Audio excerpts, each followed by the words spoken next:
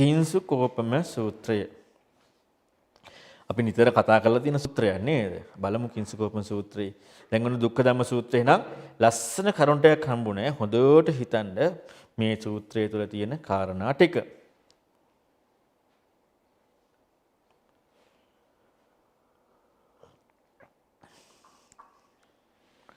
අතකෝ අඤ්ඤතරෝ භික්ඛු ඔන්න කිංසුකෝපම සූත්‍රයේ නිදානේ හොඳට අහන්න මුලැමැදාග පිරිසුදු අර්ථ ව්‍යංජන සහිතයි නිදාන පරියාය මේ හැම එකම බලන්න ඕනේ. මොකද මේ සුඛියත් අපට කියපුවා නෙමෙයිනේ. දැන් අපි හිතන්නේ මේ සිද්ධාන්ත බුදුරන් වහන්සේ කියවනේ. ඒ කියන්නේ ලෝකයේ සිද්ධාන්තයක් බුදුරුන්ගේ තියෙනවා. එනේ බුදුරන් වහන්සේලා සක්කාය දිට්ඨිය ප්‍රහාණය කළා නෑ. සක්කාය නිරුද්ධ කළා නෑනේ සිද්ධාන්ත කියලා. ඒ කියන්නේ මේ ලෝකේ තියෙන දෙයක් කියලා. ඒ කියන්නේ එච්චරට පුතඥ මානසිකත්වය මේ ලෝකේ තියෙන්නේ නේ. මේ සුඛියත් ඉක්මන දහමක් කියන කාරණාව එහෙම එකක් ඉදිලා නැහැ. ඒ කියන්නේ අපිට කිව්වා කියලා. දැන් මේ සූත්‍ර මේකම බලන්න තියෙන්නේ ඒ කියපු අයත් එක්ක. එතකොටයි මේකේ නියම කාරණාව ගන්න පුළුවන්. එතකොට අපිට කුඹුරුහාන්න කිව්වේ නෑනේ කසීබාරද්දවාජට නේද? කසීබාරද්දවාජට කිව්වේ. එතකොට යාට කියපු එකයි. ඊළඟට පුක්කුසාදර කිව්වේ පුක්කුසාදර කියපු එක. බාහිදාරචියට බාහිදාරචිය. එයාලගේ කොන්නෙත් එක බලන්න ඕනේ. සෝතාපන්න වෙච්ච කෙනෙකුට මොනවා හරි කියවනම් ඒක සමස්තයක් වශයෙන් ඔක්කොම සෝතාපන්න වෙච්ච අයට අදාළයි. සෝතාපන්න වෙච්ච අයට යමක් කියනවනම් සමස්තයක් වශයෙන් සීල සෝතාපන්න වෙච්ච අයට අදාළයි ඒක. ඇයි එවැනි අය සමානයිනේ. ඒක අර පහාරාද සූත්‍රයේදී කතා වුණේ නේද? පහාරා සූත්‍රය කතා වුණා. ඊළඟට මම හිතන්නේ අංගුත්තර නිකාය සූත්‍රයේ කතා වුණා අර සමචරියාව කියන කාරණාවයි. ඒ කියන්නේ දානීය ප්‍රිය වචනේ අංගුත්තර නිකාය පහේ සූත්‍රයක සැබෑම දානීය කියන්නේ මොකද්ද? ප්‍රිය වචනේ කියන්නේ මොකද්ද? අර්ථචරියාව මොකක්ද? සමානාත්මතාවය මොකද්ද කියලා ලස්සන සූත්‍රයක් වුණා. ඒක සමානාත්මතාව විග්‍රහ කරලා පෙන්වන්නේ මේ සෝතාපන්න කෙනාත් එක්ක සමානාත්මතාවයනේ. අන්න ඒ වගේ තමයි සෝතාපන්න කෙනෙකුට යම් විග්‍රහයක් කරනවා ඔක්කොටම අදාළයි. සෝතාපන්න අයටනේ. ඒ නිසා එයාලා කොනෙන් බලන්න තියෙන්නේ. දැන් මේකයි බලමු කිංසුකෝපම සූත්‍රය. අතකෝ අඤ්ඤතරෝ බික්කු යේන අඤ්ඤතරෝ බික්කු තේන උපසංකමි. එක්තරා භික්ෂුවක් තවත් භික්ෂුවක් ළඟට යනවා. ගිහිල්ලා අහනවා උපසංකමිත්වා තම් භික්කුන් එතදවෝච. ඒ භික්ෂුව ළඟට ලැබිලා මෙහිම අහනවා. කිත්තාවතානුකෝ ආවසෝ භික්කුණෝ දස්සනං සවිසුද්ධං හෝති මහන එවත්නි භික්ෂුවකගේ දර්ශනීය සවිසුද්ධ වෙන්නේ කොහොමද? දැන් මේ නිවන් දකින්න දහන්නේ නෑ. අපි නම් දැන් නිවන් දකින්න යහන්නේ නේ. එච්චරට පින්වතුනි අපි සත්‍යවාදී නෑ. අපි මොනවද ලබා ගන්න අහන්නේ? නැද්ද? මොනවද ලබා ගන්න? දැන් මේ මොකක්ද අහන්නේ? දර්ශනේ දැක්ම. දැක්ම කියන්නේ ඇත්ත දකින්නේ කොහොමද? සත්‍ය දකින්නේ කොහොමද? දැක්මක් අහන්නේ. දර්ශනයේ සවිසුද්ධ වීමක් අහන්නේ. යථාර්ථ දැක්මක් අහන්නේ. දකින්න විදිය නිරවුල් කරගන්න තියෙන්නේ. දකින්න විදිය නිරවුල් කර ගැනීම මිසක් වෙන මොකක්වත් නෙවෙයි. මේ අහන්නේ මගපල් ලැබපු කෙනෙක්ද? නෑ. එවැනි කෙනෙක් වුණත් දන්නවා විමුක්තිකාමී සමාජයක තියෙන්නේ විමුක්තියක් යන්න දර්ශනයක්. මොකද්ද ඔබගේ ආචාර්යගේ මතය? ඕකනේ අහන්නේ. ඕන තැනක බලන්න විමුක්තිකාමී. මොකද්ද ඔබගේ ශාස්ත්‍රඥ වහන්සේගේ දර්ශනය? මොන වගේ මතයක්ද කතා කරන්නේ? මේ අන්නේ තීර්ථකෙත් අහන්නේ ඒකමයි. ඒතර අද සමාජයේ තියෙන පින්වතුනි මේ විශේෂයෙන් බෞද්ධ සමාජයේ තුල තියෙන මහා විකෘතියක් වෙනා තියෙන අපි වෙන මොකද්ද එකක් හොයනවා. ඒ කියන්නේ විමුක්තිකාම චින්තනයක් නැති නිසා අපට දර්ශනයක් නෙමෙයි ඕනෙtti දර්ශනයක් නැතුව විමුක්තියක් කියන කාරණාව. නමුත් විමුක්තිකාමී සමාජයේ අන්‍ය අයට පවා මේ දර්ශනය ගැන හොයන එකක් තියෙනවා. අන්න ඒක හොඳට හිතන්න.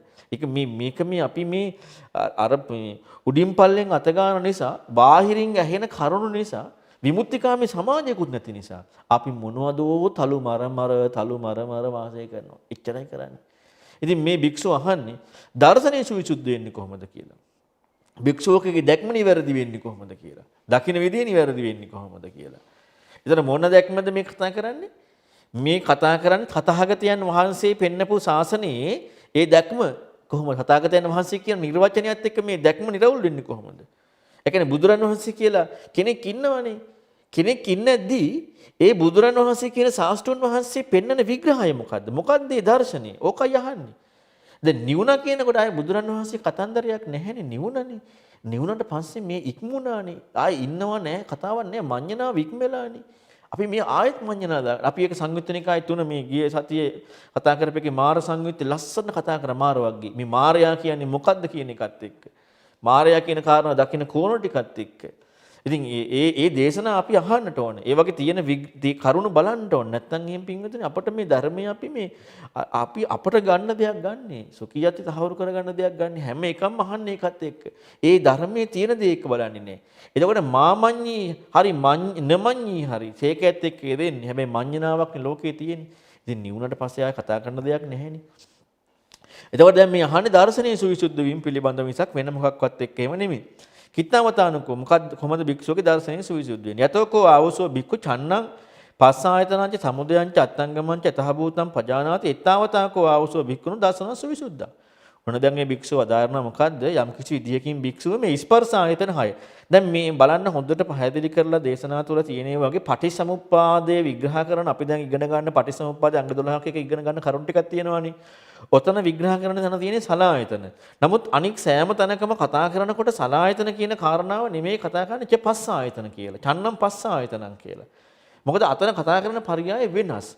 මෙතන කතා කරන පරියාය වෙනස්. මේක පෙන්වන එක. අතන ප්‍රතිපදාව. ඊළඟට දැක්මක් කතා කරනකොට එහෙමත් නැතුව කතා කරනවා චක්කුං ඥානං පස්සංගතා භූතං. මෙවුවා අපි මේ විදිහට දැක්කේ නැත්නම් මොකද මේවා පින්වතුනි ඒ කාලේ විවහාරික භාෂාවෙන් අර්ථයක් පෙන්වපු කරුණු. අපි මෙවුවා ඔක්කොම එකට දා ගන්නවා. එකට අනා ගන්නවා. මොකක්වත් හොයාගන්න හම්බෙන්නේ නැහැ. ඊළඟට අපිරය කියලා විසික් කරනවා. මම ඔබට කලින් උදාහරණයකට ඔක පෙන්නුවානේ. අපිරය කියලා විසික් කරනවා. කන්නේ නැහැ. කන්න බෑනේ. අනාගෙන ඔක්කොම කන්න බෑ. ඉතින් මෙන්න මේ වගේ තමයි අපි මේ ධර්මයේ ඉගෙන ගන්න. ඉතින් මෙතන පැහැදිලි කරන්නේ චන්නම් පස්ස ආයතනං ඈ.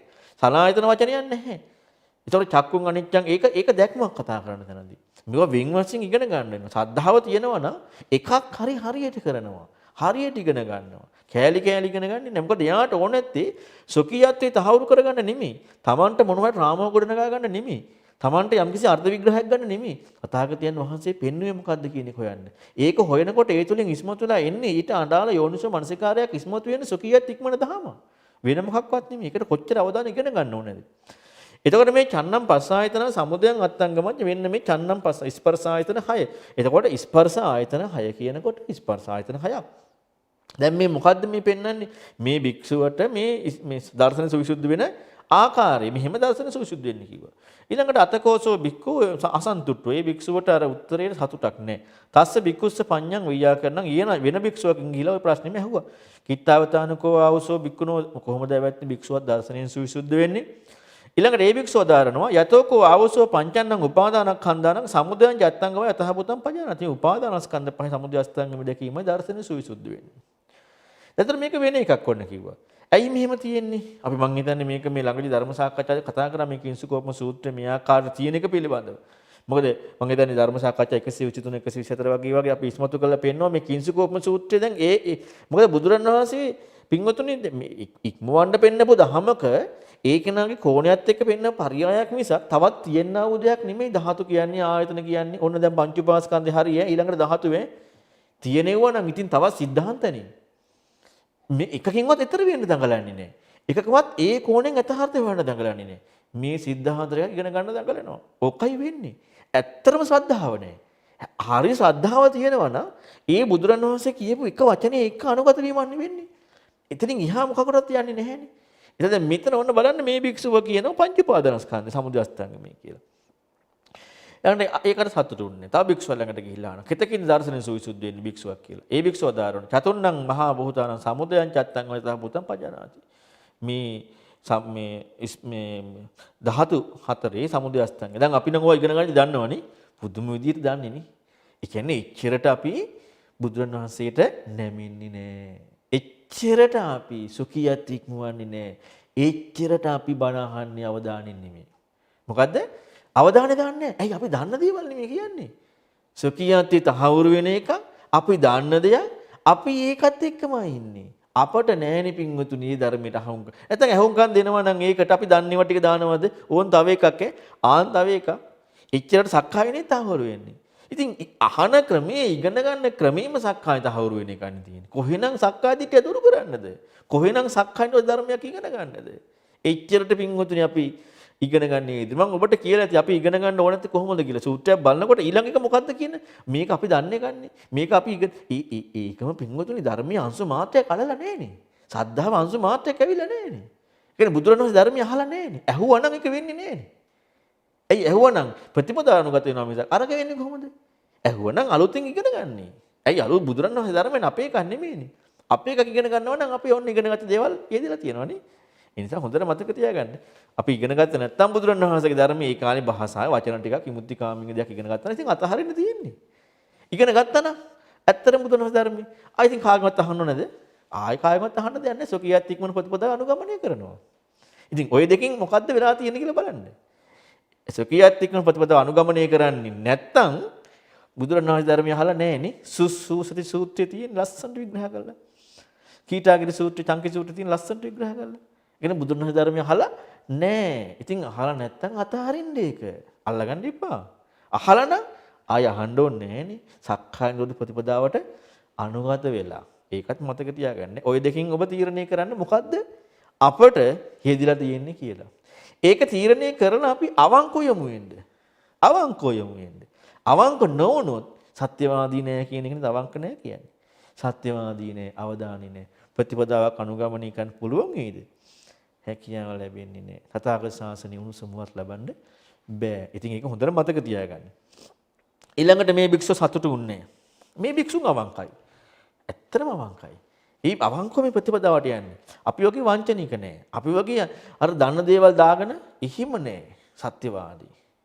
ඊළඟට ඒ භික්ෂුව ගිහිල්ලා අහනවා. අනේ ස්වාමී මේ තව භික්ෂුවකින් හතුරු වෙන්නේ නැතුව අහනවා. කොතකින්ද දර්ශන සවිසුද්ධ වෙන්නේ කියලා. ඒ භික්ෂුව වදාරනවා. අතෝකෝ ආවසෝ භික්ඛු යංකින්චි සමුදය ධම්ම සම්බන්ත නිරෝධ ධම්ම. යම් ධර්මයක් හටගන්න ස්වභාවයෙන් යුක්තයි. ඒ සියල්ල නිරුද්ධන ස්වභාවයෙන් යුක්තයි කියලා මෙන්න මෙහෙම දන්නකොට දකින්නකොටයි මොකක් වෙන්නේද? දර්ශනීය සවිසුද්ධ වෙන්නේ. දැන් අපි නම් මේවා ඔක්කොම හරි කියලා දැන් ගලපගෙන ඉවරයිනේ. මේ හතරම හරිනේ. ඒ කියන්නේ අපි එච්චරට මොකද වෙන්නේ? හතරම හරි කියලා සොකියත්තේ තහවුරු කරගත්තා. ඒක නේද වෙන්නේ? හතරම හරි කියලා දැන් හතරක් වෙන වශයෙන් තියෙනවනේ. හතරම හරි. සොකියත්තේ තහවුරු කරලා සතාගේ දහමට අනුගත වෙන්නේ නැහැ. අන්න ඒකයි මේ අද නූතන ඉගෙන ගන්න ස්වභාවයේ ප්‍රශ්නේ නේ. ඉගෙනගෙන ඒක තහවුරු කරගන්නවා. ඉගෙනගෙන ඒක තහවුරු කරගන්නවා. ප්‍රතිපදාවක් නැහැ. ආධ්‍යාත්මීය දියුණුවක් නැහැ. සොකියත් ඉක්මන ප්‍රතිපදාවක් නැහැ. කොච්චර අවාසනාවක්ද. ඒ කියන්නේ මේ බුදුරන් වහන්සේගේ ධර්මයේ ඇහෙන්න පින්වතුනි මේ අවාසනාවන්ත කාලෙක. ඒ කියන්නේ මේ යුගයේ ඉන්නේ එවැනි අය. ඉතින් විමුක්තිකාමී නෙවෙයි ඉන්නේ. ධර්ම සත්‍යවාදී අය නෙවෙයි ඉන්නේ. තව කෙනෙකුගේ දෙයක් අවංක වහන අය නෙවෙයි ඉන්නේ. එහෙම නැතුව තියෙද්දි මෙවැනි ධර්මයක් කියද්දි අපි දරාගෙන අර වෙන මොකද්දෝ එකක් හොයන එකක් විතරයි කරන්නේ. ඉතින් ඒකයි මේ එන්න ශාසනය පිරිහීගෙන යන්නේ එකත් එක්ක. බුදුරණවහන්සේ ජීවමානව ඉදිම වදාරන්නේ සද්ධර්ම ප්‍රතිරූපක සූත්‍රයේදී වදාරා නේද මේ ප්‍රඥාව අඩු නිසා මේ ශික්ෂාපද පනවන්නේ එච්චරට මේ හීනයි මේ හීනත්වය දුරු කරන්නයි පනවන්නේ කියලා. අවබෝධ කරන්නේ නැත් ඒකයි කියලා. ඒ කාලේ එහෙම කිව්වනම් මේ කාලේ කවර කතාවද? මෙන්න මේ අහන ක්‍රමයේ ඉගෙන ගන්න ක්‍රමයේ ප්‍රශ්නය. හොඳට ඔබට අවංකව හිතලා බලන්න මේ සූත්‍රය ඉගෙන ගනින්ද ඊළඟ එක මතක් වෙන්නේ නැද්ද? ඊළඟ එක මතක් වෙන්නේ නැද්ද? ඊළඟට අපිට ඔය ඔක්කොම හරිනේ ඒ භික්ෂුවට බැරි වුණාට. ඔව අපි මේවා ගලපන්න නෙමෙයි යන්නේ. අපි මේකට අනුගත වෙලා මේකේ තියෙන විදිය බලන්න නෙමෙයි යන්නේ. අපි යන්නේ මේවට ගලපන්න යන්නේ. එච්චරට පින්වතුනි අහපු ප්‍රතිපදාවේදී අහපු ඉගෙනගත්ත දේ තුරදී මොනවදෝ දෙයක් ගත්තා.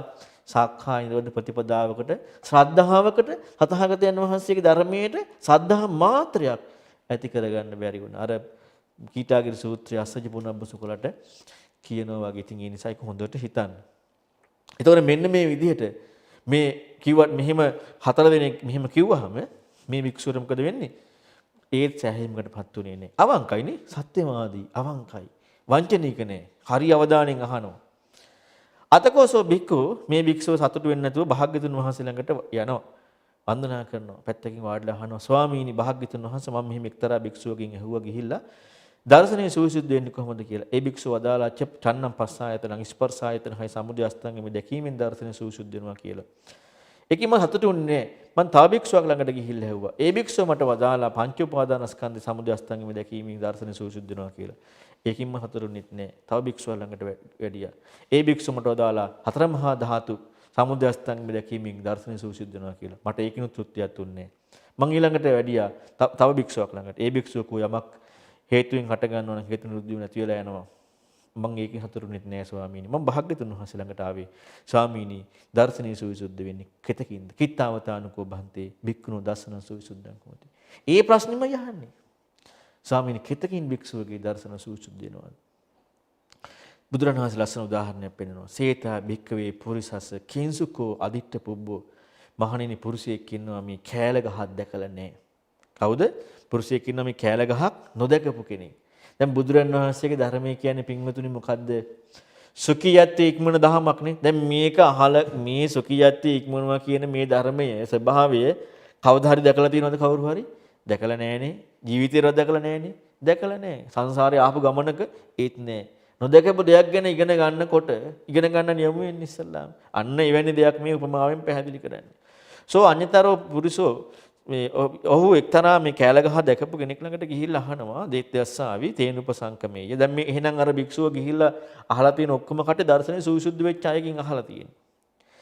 උපසංගමිත්ව තම් පුරිසස්ස එවං වදේ පුරුෂයන් ගිහිල්ලා අහනවා කීදිසෝ බොහෝ පුරිස කිංසු මේ අර මේ දිසාවේ මේ තියෙන මේ කෑල ගහ කොයි වගේද කියලා අහනවා.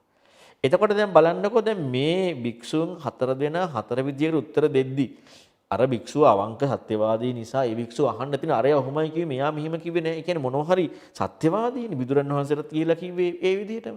එතකොට එහෙනම් අර භික්ෂුන්ට ඒක අදාළ නෑ. මොකද ඒ භික්ෂුව නා හතර මහා ධාතු කියලා කොටසකුත් තියෙනවා ඇත්තේ. පංචපාස්කන්ධ කොටසකුත් තියෙනවා ඇත්තේ. අපට මෙව්ව පින්වතුනි දේවල් වෙලානේ. රිංග ගන්නවනේ. නිවිට්ටං නාම රූපස්මි විදං සත්‍යන්ති මඤ්ඤතිනේ. රාම රූපෙට රිංගගෙන අනේ මේක ඇත්තයි කියලා හංගෙනවා. මේවා මේ ප්‍රතිපදා. මෙවුව මේ වචන හැලි නෙවෙයි. මෙවුව ප්‍රතිපදා. මේ ප්‍රායෝගික දේ. අපි අද ප්‍රායෝගිකයි කියලා දකින්නේ වෙන මොකද්ද අංගර දෙමළයක්. මේ බුදුරන් වහන්සේගේ වචනට කිසිම ලකුණක් නැහැ. ප්‍රතිපදා කියන්නේ යන්නේ ඒක.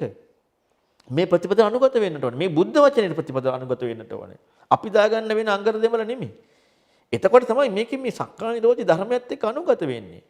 එතකොට දැන් බලන්න මේ භික්ෂුව ගිහිලා බුදුරණ උදාහරණ දෙනවා. හරියට මේ කෑල ගහ දැකපු කෙනෙක් ඊට පස්සේ එයා කියනවා කිංසුගේ ඒ කෑල ගහ හරියට මේ පිච්චිච්ච කණුවක් වගේ කියනවා. මොකද හේතුව ඒ කළු පාටයි කියනවා. ඒ පුරුෂයා දකින කාලේ ඒ කෑල ගහ ඒ විදිහට තිබිලා තියෙන කෑල ගහ. ඒ කියන්නේ කොළ හැලිලා අවුවට වේලිලා අන්න ඒ වගේ කියනවා. අතකෝසෝ ඒ පුරුෂයා මහණෙනි භික්ෂුව ඒ පුරුෂයා ඒක සතුටු වුණේ නැහැ. සතුටු නොවි වෙන පුරුෂයෙක්ගෙන් ගිහිල්ලා අහනවා මේ කෑල ගහ දැකපු කෙනෙක්ගෙන් කෑල ගහ කොහොමද කියලා. එතකොට ඒ පුරුෂයා කියනවා සෝයවන් වදෙයේ ලෝහිත මේ ලේ පාට වගේ කියනවා. ඒ කියන්නේ ඒ පුරුෂයා යනකොට මේ කෑල ගහ දළු දාලා ලේ පාට වගේ. දැන් අපි ඔක් කියද්දි අපට ඔක්කොම ටික මතක් වෙනවනේ මෙවි එනවනේ. ඇයි කලින් අහලා අපි දැන් මොකටද මේ ධර්ම ඉගෙන ගන්නේ? සොකියත්වයේ තහවුරු කරගන්න. නැන්ද? ඔන්න බලන්න අපි අවධානයෙන් අහන්න නැතිකමේ ප්‍රශ්නේ. සොකියත්වයේ තහවුරු කරගන්න ඉගෙන ගන්නේ. අර කලින් ටික උපමා ටික සේරම මතක් වෙලා ඔක්කොම ටික එනවා. අනී අපි සොකියත්වයේ තහවුරු කරගන්නවා. ප්‍රතිපදාව නැහැනේ. ඒව පස්සේ කරන්න බුදුරණවහන්සේ කිව්වට අපට ඕනේ. හොඳට හිතන්න. දැන් මේක කියද්දි මේක එක්ක අවධානයෙන් ඉන්න. වෙන දේවල් එක්ක යන්න එපා. මේක එක්ක බලන්න. නැත්තම් අපට ධර්මයේ කවදාවත් ධර්මයකට යමු වෙන්න බෑ. එතකොට ඒ පුරුෂයා දකිනකොට මොකද වෙලා තියෙන්නේ? ඒ කාලේ ඒ ගහ ඒ වගේ දළු දාලානේ. ඊළඟට ඒක සතුට නොවෙච්ච මේ පුරුෂයා වෙන කෙනෙක් ළඟට යනවා. මේ කිංසු කෑල ගහ දැකපු කෙනෙක් ළඟට ගිහිල්ලා අහනවා කෑල ගහ කොයි වගේද කියලා අහනවා. ඊළඟට එයා කියනවා මේ කෑල ගහ හරියට මේ පතුරු ගැලවිලා මේ මහරි ගහක් වගේ මෙන්න මේ වගේ තියෙන්නේ කියනවා. කියන්නේ අර වේලිලා ඒ විදිහට ගිහිල්ලා. එතකොට එයා දකිනකොට ඒ විදිහයි කෑල ගහේ ස්වභාවය. ඒකේ හතර උනෙත් නෑ. තා පුරුෂයෙක් ළඟට යනවා. ගිහිල්ලා අහනවා මේ කෑල ගහ කොයි වගේද කියලා අහනවා. දැකපු කෙනෙක්ගෙන්. එතකොට ඒ පුරුෂයා කියනවා හරියට නුග රුකක් වගේ හොඳට කොළ දාලා ලස්සනට අර අතුපතු හිදිලා හොඳට තියෙන මෝරපු ගහ. හොඳ ලස්සන මෙන්න මේ වගේ කියනවා. මේ කියන්නේ එතකොට එයා ඒ දැකපු විදියනේ. එතකොට බුදුරණවහන්සේ වදාරනවා සෝ එවං පුරුස් කිංසුකෝ සේතිදන් නිග්‍රෝධා තේනකෝපන බික්කු සමේන තාරිසෝවස්ස කිංසුකෝ යතහ තස්ස පුරුෂන් දසනං ඒව මේවං කු බික්කු අත මේ දැන් ඒ මිනිස්සු ඒ අය යථාර්ථ වශයෙන් නේද කෑල ගහ දැකපු විදිහ පැහැදිලි කරේ. අන්න ඒ වගේ තමයි මහණෙනි මේ භික්ෂුව ඒව මේවකෝ බික්කු අත යතහ අදිමුත්තන් තේසං සත්පුරුෂාණං ඔය සත්පුරුෂයෝ ඒ අය දැකපු විදිහට නිදර්ශනයේ සවිසුද්ධ වෙච්ච හැටි පැහැදිලි කරේ. ඒ සියලු දේවල් සත්පුරුෂ භාගතං සත්පුරුසයි. හරි. එතකොට දැන් ඒ කට්ටියන්ට සත්‍ය දැකපුවාට නැහෙනි අරකින් කෑල්ලක් අරන් මෙහින් කෑල්ලක් අරන් ඒක එහෙම තමයි මේක මෙහෙමයි අපි දාගත්ත අපේ කෝණේ නෙමෙයි තහවුරු කරගන්න යන්නේ බුදුරණවහන්සේගේ ධර්මයේ නෙමෙයි අපේ කෝණේ තහවුරු කරගන්න යන්නේ ඒ කෑලි අරගෙන අපේ කෝණේ ඒකේ තිබ්බ විදිහට චින්තනය මෙහෙ වෙන්නේ නැහැ අපේ කෝණේ තහවුරු කරගන්නයි යන්නේ දැන් අර භික්ෂුන්ට එහෙම එකක් නැහැ ඇයි දර්ශනයේ සවිසුද්ධ වෙච්ච අයනේ ඒ කෝණෙන් ඒක කතා කරා එතකොට දැන් මේ කතා කරලා පෙන්වන්නේ මොකද්ද? ඔන්න දැන් මේකේ සූත්‍රය ඊළඟ කාරණාවට යන්න කලින් මේක හිතන්න. දැන් මේ භික්ෂුවට පැහැදිලි කරා ක්‍රම හතරක්නේ. ක්‍රම හතරකට දර්ශනීය සවිසුද්ධ වෙච්ච හැටිනේ. ක්‍රම හතරකට. කියන්නේ යොමු වෙච්ච ක්‍රම හතරයි. යොමු වෙච්ච ක්‍රම හතරේදී සිදුවෙන ස්වභාවය ඊතර වෙන එකනේ. යොමු වෙන්නේ ඒ කෙනාට අදාළව හැබැයි සිදුවෙන්නේ එකම ක්‍රමයකට. කියන්නේ ඊතර වෙනවා. එකම ක්‍රමයක් කියලා මනින දෙයක්වත් නැහැ. ඊතර වෙනවා. ඔන්න ඒකට ලස්සන උදාහරණයක් පෙන්නනවා. සේතා භික්කවේ රඤ්ඤෝ පච්ඡන්ති නාම නගරං දල්හුද දල්හං මහණෙනි මේ රජ කෙනෙකුගේ තියෙනවා දැඩි පවුරු හදපු. ඒ කියන්නේ දැඩි පවුරු කියන්නේ හොඳ ප්‍රාකාර හදපු රජ දොරවල් හයක් තියෙන නුවරක් තියෙනවා. ඒ කියන්නේ හොඳට ආරක්ෂා සංවිධානය වෙන්න හදපු නුවරක් තියෙන දොරවල් හයක් තියෙනවා. ඔන්න. එතකොට මේ දොරවල් හයේ හයට ඉන්නවා පඬිතුයෝ.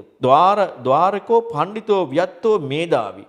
මොකද පඬිතයාගේ ලක්ෂණය දොරවල් හයේ ඉන්න පඬිතයෝ හය දෙනා වියක්තයි. නුවණයි. අඤ්ඤාතාන නිවාරණ ඥාතානම් පවේත්. එයාගේ ලක්ෂණය මොකද්ද? මෝඩ අය ගන්නෙ නෑ නුවණතය ගන්නවා. අන්න මුරකාරයාගේ ලක්ෂණය. මොකද්ද කරන්නේ? අන්න ඒ දොරටු පල්ලා නොදන්න අය, ඒ කියන්නේ නොදන්න අය ගන්නෙ නෑ, දන්න අය ගන්න. එතකොට නොදන්න අයයි දන්න අයයි අතර වෙනසක් තියෙනවා. මුරකාරයා නෝනක්කාරයි, මුරකාරයා වියක්තයි, පඬිතයි, දන්න අය ගන්නවා, දන්න අය ගන්නෙ නෑ. එතකොට ඔන්න දන්න අය කියන කාරණා තේරුම් ගන්න වෙනවා. ඊළඟට පුරත්තිමාය දිසාය ආගන්තුවා සීගන් දූත යුගං තං දැන් මේකත් මම මේකෙත් මතක් කරනවා මොකද අපි ඉච්චර අමතක කරන නිසා කලින් කිංසුකෝපම සූත්‍රය අහලා නැහැ කියලා කෝණෙන් අහන්න. කිංසුකෝපම සූත්‍රය කලින් අහලා නම් සොකියත් ඉක්මවන්නට ඕනනේ. හොඳට මතක තියාගන්න. ප්‍රතිපදාව අනුගත වෙන්න ඕන නේද? ඒකට උන් නැත්තම් මේ අලුතෙන් ඉගෙන ගන්න. ආයේ කලින් අර කතන්දරය දාගන්න එපා. මේකෙම කියන දේ ඉගෙන ගන්න. එතකොට දැන් ඔන්න පුරත්තිමාය දිසාෙන් ආගන්තුවා සීගන් දූත යුගං තන් ద్వාරිකං එවං වදයේ. මේ පෙරදිගින් එනවා දූතයෝ දෙන්නෙක්. ඈත ඉඳලා දූතයෝ දෙන්නෙක් එනවා. ඇවිදිලා ద్వාරයට එනවා. ద్వාරයට ඇවිදිලා දොරටු පල්ලට කියනවා කතම්මෝ පුරිස ඉමස්ස නගරස්ස නගරස්මීති. මේ පුරිසය මේ නගරයේ නගර ස්වාමියා ඉන්නේ කොහෙද කියලා අහනවා. දැන් මේ දොරටු පල්ලගෙන් අහනවා. එතකොට දොරටු හයක් තියෙනවා. එතකොට එක දිශාවකින් පුරත්තිමාය දිශාවෙන් එනවා දූතයෝ දෙන්නෙක්. ඇවිල්ලා දොරටු පල්ලා කියන්නේ දන්න කට්ටිය ගන්න නොදන්න කට්ටිය ගන්න නැති කෙනෙක්. ඊළඟට නගරයක් තියෙනවා, දොරටු හයක් තියෙනවා. ඔන්න දැන් ඇවිදilla අහනවා. සෝ ඒවන් වද මුඩ කාලය කියනවා ඒසෝ බන්තේ මජ්ජේ සිංහාටිකා නිසින්නෝ හොති. දැන් හොඳට තේරුම් ගන්න මේ උපමාව අර්ථාන්විතයි. දුම්ම ලස්සන එකක් තියෙන්නේ. එතකොට ඒ අවස්ථාවේ කියනවා ඔහු මෙහෙම වදාරනවා. ඒසෝ බන්තේ ඒ බන්තේ කියන්නේ ස්වාමියා රජතුමානි මජ්ජේ සිංහාටිකා නිසින්නෝ හොති. තියෙනවා මේ සිව්මන්සලේ කියන්නේ මේ ප්‍රාසාදයක් සිව්මන්සලක් තියෙනවා. අන්න එතන සතරමන් සංධියක එතන තියෙනවා ප්‍රාසාදයක්. අන්න එහි තමයි ඉන්නේ.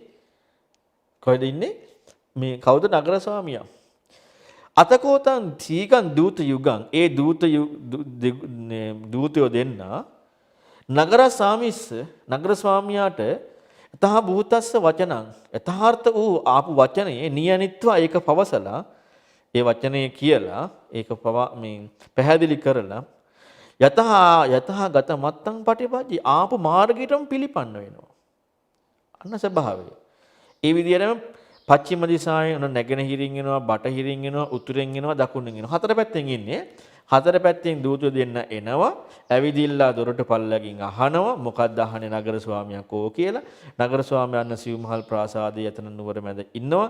ඉතින් ඒ නගර ස්වාමියා ළඟට ගිහිල්ලා ආපු කාරණාව පවසලා ආපු පාරෙම යනවා. ඔන්න ඕක තමයි උපමාව. ඔන්න උපමේ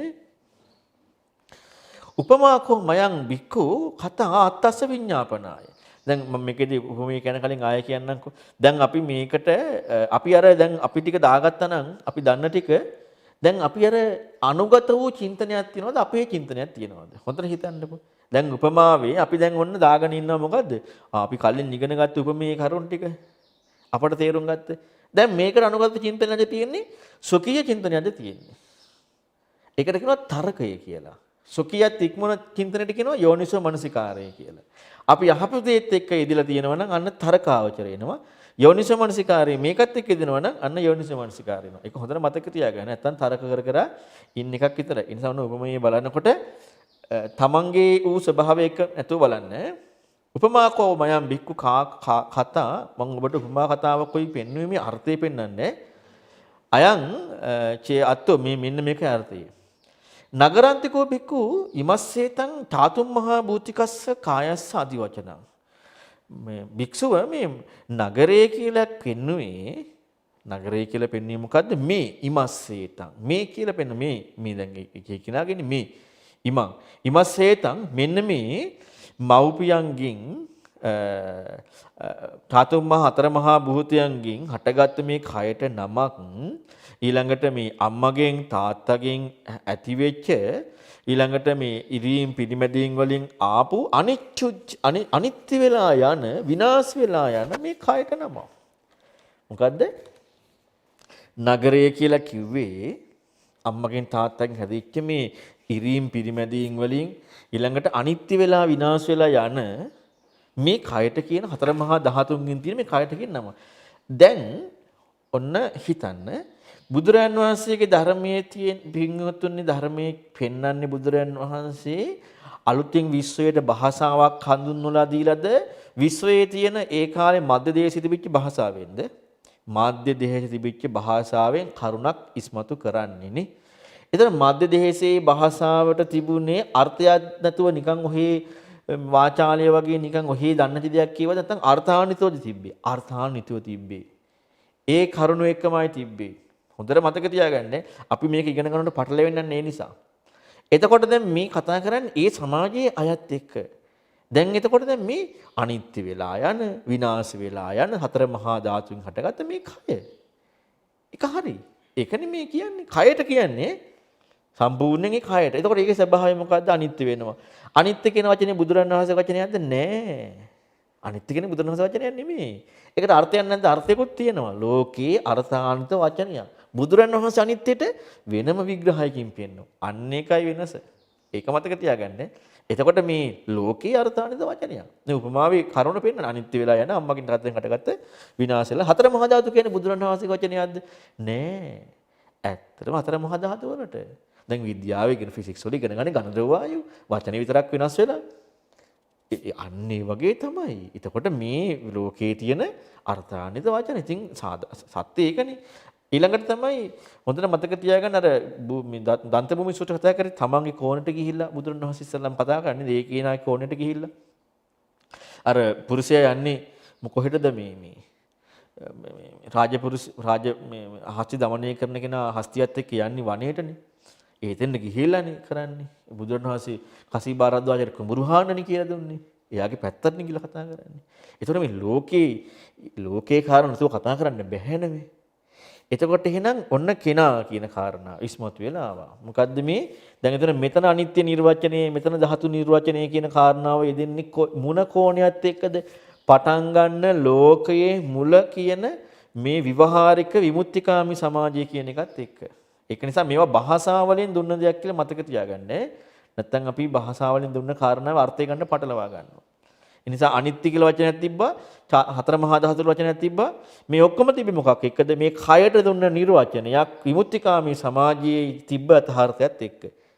ඒකයි වෙන එකක් එහෙම නෙමෙයි. ඊළඟට ද්වාරාන්තිකෝ භික්ඛු මේ ද්වාර 6 කියලා කිව්වේ චන්නේතං අජ්ජත්තිකාන ආයතන අධි වචන. මොකද්ද මේ? ද්වාරය කිව්වේ ආධ්‍යාත්මික ආයතන 6. සලායතන නෙමෙයි ඈ. සලායතන කියලා කියන්නේ ඒක පටිසමුප්පාදන කියන්නේ. අපි කියන ක්‍රමෙත් එක බලන්න ඕනේ. නැත්තම් පැටලෙනවා. ඇයි උපරිම පැටල මෙතන සලායතනෙම කියන්නේ. සලායතන කියන්නේ පටිසමුප්පාද කතා කරද්දී. මෙතන කියන්නේ චන්නේතං ආධ්‍යාත්මිකං ආයතනං අධි වචන. මේ ආධ්‍යාත්මික ආයතන 6. ද්වාරිකෝතිකෝ භික්ඛු සතියා ඒතං අධි වචන. දොරටුපාලකයා කියන්නේ කවුද? සිහිය. කවුද? සිහිය. අන්න දැන් ඔන්න ටික ටික වෙනස් වෙන්න පටන් ගන්නවා. දොරටුපාලකයා කියන්නේ සිහියනේ. ඉතින් බුදුරන් වහන්සේගේ ධර්මයට යමු වෙන්න පටන් ගන්න පටන් ගන්නමත් තියෙන්නට ඕනේනේ. දැන් අර ඔබ අහලා තියෙනවනේ මොකක්ද අර සූත්‍රයේ මේ මේ අසකන්නාස් දිවකායට පිළිසරණ මනස මනසට පිළිසරණ සිහිය. සිහියනේ ධර්මාර්ගයේ ප්‍රධාන තැන සිහියද නැද්ද? සති සම්බොජ්ජංගය. සතිය කියන එකනේ. සතිය කියන තැනදී හැබැයි සති මත්බව කියන කාරණාව බුදුරන් වහන්සේට සමාජයේ උපතින්ම තිබ්බා. ඒක ඒ කාලේ එච්චරම තිබුණා. ඒකයි මෙච්චර අවධානයකින් යාලා ධර්මය අහන්නේ. ඒක පුරුදු කරන එකක් නෙමෙයි. පුරුදු කරන බුදුරන් වහන්සේගේ සතිය යන්නේ වෙනස් එකක්. තථාගතයන් වහන්සේ වෙන්න පිළිපෙක. ඒක වෙනම කාරණාවක් එක් කියන්නේ. සතියට කියන අධිවචනය තමයි දොරටු පාලකයා. සීගන් දූත යුගන්තිකෝ භික්ඛවේ සමත විපස්සනා අධිවචන. දූතය දෙන්න සමතයයි විපස්සනාවයි. මම උපමාව පැහැදිලි කරලා පෙන්නන්නම් උපමේයට. දැන් මේ උපමේ කරුණු දර පිටින් නේද දූතය දෙන්න ඉන්නේ. අර පිටින් එන දූතය දෙන්න කවුද? සමත විපස්සනා. ඊළඟට මේ සතියේ ලක්ෂණයක් තිබුණේ දන්න නොදන්න අය ගත්තේ නැහැ. දන්න අය විතරයි ගත්තේ. අර දොරටු පාලකයා. ඊළඟට නගර සාමිතිකෝ බික්ක විඥානසිත. නගර ස්වාමියා කියවේ කවුද? විඥානි. මජ්ජේ සිංහ මැද තියෙන අර ප්‍රාසාදයේ සතර මහා ධාතු. ඔන්න මැද තියෙන ප්‍රාසාදේ නේද නගර ස්වාමියා හිටියේ. අන්න මැද තියෙන ප්‍රාසාදයේ සතර මහා ධාතු. ඒ කලින් සතර මහා ධාතු කතාවක් කිව්ව හැබැයි නේ. ඒ මොකද්ද? අන්න කෝණ එකයි යොදන්න ඕන නැත්තේ කලින් මොකද්ද කිව්වේ? කයට කිව්ව කලින් අනිත්‍ය ලෑන කයක් ගැන කතා කරා. ඊළඟට ආයතන ගැන කතා කරා. සලායතන නෙමෙයි ආයතන ගැන කතා කරේ. ආධ්‍යාත්මික ආයතන සලායතන ගැන නෙමෙයි කතා කරේ. ආධ්‍යාත්මික ආයතන ගැන කතා කරා. සිහියක් ගැන කතා කරා. ඊළඟට හතර මහා ධාතු තුල විඥානීය ගැන කතා කරා. හතර මහා ධාතු තුල විඥාන ගැන කතා කරා. ඊළඟට ආයේ සමතිපස්සනියක් කතා කරා පිට. බාහිර සමතිපස්සනාව බාහිරින් කතා කරා. එතකොට පඨවි දහා ඔන්න ඒ ධාතු මොනවද? පඨවි ධාතු, ආපෝ, තේජෝ, වායෝ ධාතු. යතහ භූත වචනන්ති. දැන් මේ යතහ භූත වචනයක් කිව්ව නේද අර නගර ස්වාමියාට? කෝ බික්කු නිබ්බානස්සේතං আদি වචන. නිවනට නම. යතහ භූත වචනේ මොකද්ද? යතහ භූත වචනේ තමයි නිවන කියන එක. යතහ මග්ග යතහ ගත මග්ග හොති. ආයර ආපු මාර්ගයට ගියානේ. කෝ බික්කේ ආර්යස්සේතං අට්ඨාංගිකම් මග්ග. ආර්ය අෂ්ටාංගික මාර්ගයට කියනම. ඒ තමයි සම්මා දිට්ඨි, සම්මා සංකප්ප, සම්මා වාචා. ඔන්න උපමාව. දැන් මේ උපමාවේ මොකද්ද මේ කතාවේ තියෙන්නේ? ඔන්න දැන් හිතන්න එකක් තියෙනවා නේද? සමත විපස්සනා කොහෙද ඉන්නේ? දැන් නගරය කියන්නේ කවුද? නගරයක් තියෙනවා. ඔන්න දැන් අපි සොකියත්තේ තහවුරු වෙන එක ඉස්සර බලමුකෝ. නගරේ. අම්මගෙන් තාත්තගෙන් ආවේ. ඒ නගරෙම තියෙනවා දොරටු 6ක්. ඒකේ එකක් නේ හිත කියන්නේ. මනස කියන්නේ එකක් ඈ. එතකොට දැන් මේ ලෝකේ කෝණින් මනස කියන්නේ එකක් නේ. එක දොරටුවක්. එතකොට සමත විපස්සනා කොහෙද තියෙන්නේ? සමත විපස්සනා කොහෙද තියෙන්නේ? පිට. මනසෙද තියෙන්නේ නෑ. ඒ ලෝකේ. සොකියත් ඉක්මවන එකන්නේ නේ. සමත විපස්සනා මොන සමත විපස්සනාද මේ? පෘථග්ජනයාගේ එක නෙවෙයි කතා කරන්නේ. අන්න හතර පැත්තෙන් එනවා කියන්නේ අර හතර මේ අය හතර භික්ෂුන් හතර දෙනෙක් ගැන කතා කරේ. අන්න හතර දිශාවෙන් යාලා යොමු වෙච්ච තැන්. එතකොට සමත විපස්සනාව පිටින් එන්නේ. තමන්ට අදාළ නෑ. මොන සමත විපස්සනාවද? අන්න යුගනද්ද වෙන තථාගතයන් වහන්සේගේ නිර්වචනය මොකද්ද? අර මහා සලායතනික සූත්‍රය පැහැදිලි වුණේ මග හැටියට ඒක නේද? තථාගතයන් වහන්සේගේ නිර්වචනය සක්කාය නිරෝධ ප්‍රතිපදාව මම වඩන සමතයක් කියන මං වඩන විදර්ශනාවක් කියන එක නෙවෙයි. මනසට අයිති නෑ. කිසිදු ආයතනයකට අයිති නෑ. මම කියන කාරණාව කිසි දෙයක් අයිති නෑ. සමත විපස්සනා කියන එක බාහිර තියෙන්නේ. ඇතුළට එම අයිති නෑ වොන් තමන් කරන එකක් එහෙම නෙවෙයි හොඳට මතක තියාගන්න. මේ උපමාවේ ඔන්න ලස්සනට ඒ කාරණාව ඉස්මතු වෙනවා. සක්කාය නිරෝධය දහමන්නේ. එතකොට දැන් අම්මගෙන් තාත්තගෙන් පෝෂණය වෙච්ච කය හරිනේ ඒක. ඒකෙනි මේ ආයතන සලආයතන නෙමෙයි ආයතන ස්පර්ශ ආයතන මේ චන්නං ආයතන ආධ්‍යාත්මික. මේ ආයතන හය තියෙන්නේ මොකේද? අන්න මේ හය. දැන් ඔය හයටමත් කියලා හිත අර හතර දෙනාගේ එක්කෙනෙකුත් චන්නං පස්ස ආයතන සමුදය අස්තංගම නේද කතා කරේ. ඉතින් මේ දැන් අපිට මහා පටලැවිල්ලක් එන්න එපා හිත. ඕන බලන්න හිතන්න දෙයක් නැද්ද කියලා. එයා කතා කරේ චන්නම් පස්ස ආයතන සමුදස්තංග මේක එක්කෙනෙක්. හැබැයි මේකේ වෙනමම කාරණාකුත් තියෙනවා චන්නම් මේ ආධ්‍යාත්මික ආයතන 6 කියලා. චන්නේතං අධ්‍යාත්මිකං ආයතනං අධිවචනං කියලා. වෙනම කාරණාකුත් තියෙනවානේ. ඔන්න බලන්න හිතන්න. එතකොට ඒ කතා කරපු කෝණය මොකද්ද? අර කතා කරපු කෝණය මොකද්ද? සලායතන කියන කෝණය මොකද්ද? දකින්නවා කියන කෝණය මොකද්ද? මේ විදියට ඉගෙන ගත්තේ නැත්නම් පින්වතුනි ආචාරුවක් ආයි කවදාවත් ධර්මය අවබෝධ කරනොත් හිතන්නවත් බෑ. ඒ කියන්නේ සද්ධාව නැහැ. සද්ධාව තිබ්බනම් තියෙන විදිහට ඉගෙන ගන්න. එතකොට ඔන්න ආධ්‍යාත්මික ආයතනය කියන කාරණාව මේ පැහැදිලි කරා. එතන මේ ආධ්‍යාත්මික ආයතනය අන්න අර සීර්ඝ දූතය දෙන්න එන්නේ ඒ ආයතන කෝණෙකුත් තිබ්බනේ. ඒක වෙනම එක. ඔන්න පිට ඈ. එතකොට දැන් ඇතුල් වෙන්නේ කොහෙන්ද? දොරටුවකින්නේ. දොරටු කොහෙද? 6ක් තියෙනවා. දොරටු 6ක් තියෙනවා. 6න් එකකින් ඇතුල් වෙන්නේ. කවුද? සම්මත විපස්සන. කාටද ආйти? මට ආйти නෑ. සම්මත විපස්සන බුදුරණවහන්සේට ආйти. සොකියත් ඒකමන දහමනේ. මග්ගඤ්ඤ බුදුරණවහන්සේනේ. ඇතුළෙන්ද ගන්නවද හැමෝම? නෑ හැමෝම ගන්නෙ නෑ. දන්න අය ගන්නෙ. කවුද යන්නේ? ඥානාති පස්සති මේ ප්‍රඥාවන්තයයි යකින්නේ. අනික් කෙනෙකුට හම්බෙන්නේ සිහිය කියන මුරකාරයා තුලින් ඇතුළට යන්න ඉඩ දෙන්නේ කාටද? ඥානාති පස්සති ප්‍රඥාවන්තයාට අනිත් අයට බෑ. ඒ අය යන්නේ නැහැ. ඒ අයට යන්න බෑ. කවුරු ළඟටද යන්නේ? නගර ස්වාමියා. ප්‍රඥාවන්තයා සිහිය මුල් කරගෙන විචක්ෂණශීලී බවින් මොකද වෙන්නේ? ඒක මොකක් එක්කද තියෙන්නේ? අන්න අර ජීවිතයේ ක්‍රියාකාරීත්වය එක්කනේ. මේක එක්ක යොමු වෙනකොට මොකද වෙන්නේ? හම්බෙන්නේ මොකද්ද? මායාව, විඥානී මායාව. විඥානී මායා බව කියන කාරණාව හම්බෙනකොට මායාකාරයක් නෙමෙයි. මායූපමංච විඥාන. මායාකාරයක් වුවම එකෙක් ඉන්නවනේ.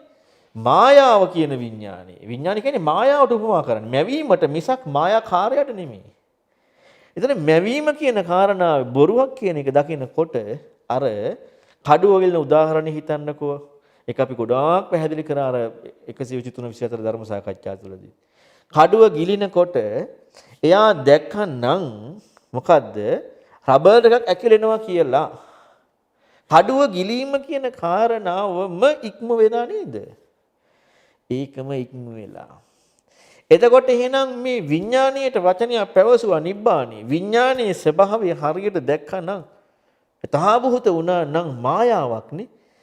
මායාවක් කියන්නේ මායා බවක් නෙමෙයි. මායා ස්වභාවය, මායාව, මායුප්මංච විඥාන. එතකොට මොකද වෙන්නේ? නිවීමනේ. අන්න විඥානීය ප්‍රඥාව වෙන් වෙන්නේ නේද? ඒක ලස්සන පැහැදිලි වෙන්නේ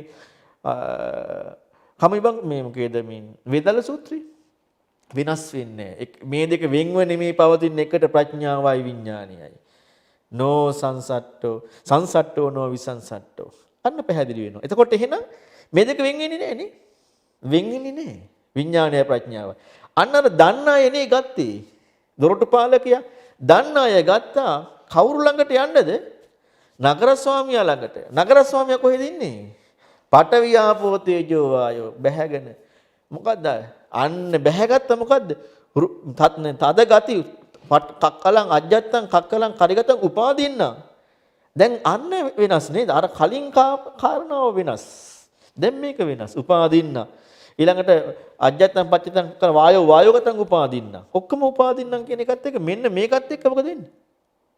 අන්න බැහැගත්තා. මොකද්ද මේ දැන ගැනීම බැහැගත්තා තියෙන්නේ ඒකත් එක්කනේ තියෙන්නේ. දැන් මේකත් එක්ක මේ තියෙද්දි දැන් මේකේ මායාව හම්බෙනකොට නිවුණනේ. නිවුණා කියන නිවීම සත්‍ය ඥානයක්නේ. එතකොට ආයේ දූතයෝ දෙන්නගේ මොකද්ද ප්‍රශ්නේ තියෙන්නේ? සමථ විපස්සනා. දැන් ඒ ආපු මාර්ගෙමයි යන්න තියෙන්නේ. වෙන එකක් තියනවද? නෑ. ආරෂ්ඨාන. යනවා. අරක ඉන්නවද? නෑ ඒකේ ඉන්නේ යනවා. දැක්ක බොරුව යනවා හපව. ආපු මාර්ගෙට බැහැගත්තා. දැන් අපට නම් අම්මෝ මම ගත්ත මගපලනේ අම්මෝ මං තේරුම් ගත්ත කරුණු ටික පුදුම විදියට රැක ගන්න දඟලන්නේ නේ මං වඩපු සිහිය මං වඩපු සීලය සමාධිය ප්‍රඥාව අම්මෝ පුදුම විදියට රැක ගැනීම අරගලයක් නේ අනේ හතාවේ දහම උසමුවත් නේ රැක ගැනීම අරගලයක් තියෙන්නේ සොකියත් ඉක්මන එකක්ද නෑ අන්න ඒකයි බුදුරණවහන්සේගේ ධර්මයේ කියන අසාමාන්‍ය එකක් මේක අසාමාන්‍යයි ආශ්චර්යම් බන්ති අබ්බූතම් බන්ති මේක සත්‍යයි ආශ්චර්ය අද්භූතයි කියන එක. මේ ලෝකේ ඉන්න මේ සියලුම මේ හැමෝටම අහු වෙන එකක් නෙමෙයි. ආශ්චර්ය අද්භූත ධර්මයක්. ඒකට අනුගත වෙන්නේ හැකියාව ඕනේ. ඒ චින්තනය ඕනේ. ඒ යොමු වීම ඕනේ. ඒ අසාමාන්‍ය හැකියාව ඕනේ. ඒකත් එක්ක අපි වැටි හරි නැගිටින්න ඕනේ. ඉතින් මේ තමයි කිංසුකෝපම සූත්‍රයේ තියෙන උපමාව හොඳට හිතන්නේ.